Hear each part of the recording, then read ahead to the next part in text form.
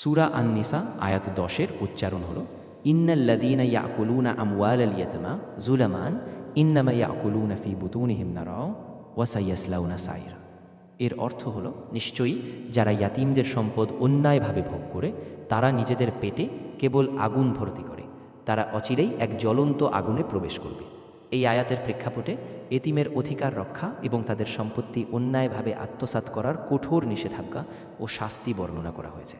রাসূলুল্লাহ সাল্লাল্লাহু আলাইহি ওয়াসাল্লাম এতিমের সম্পদ গ্রাস করাকে 7টি ধ্বংসাত্মক কাজের অন্যতম হিসেবে উল্লেখ করেছেন।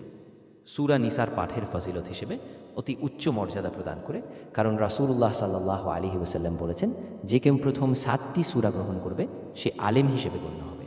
মুসনাদে আহমদ। এছাড়া আব্দুল্লাহ ইবনে মাসউদ রাহা বলেছেন, সূরা আলে ইমরান পড়লে মানুষ অমুকাপেক্ষী হয়, আর সূরা আন-নিসা সৌন্দর্যপূর্ণ। এছাড়াও এই সূরা পরিবার, সমাজ এবং এতিমদের অধিকার সম্পর্কিত গুরুত্বপূর্ণ বিধান প্রদান করে।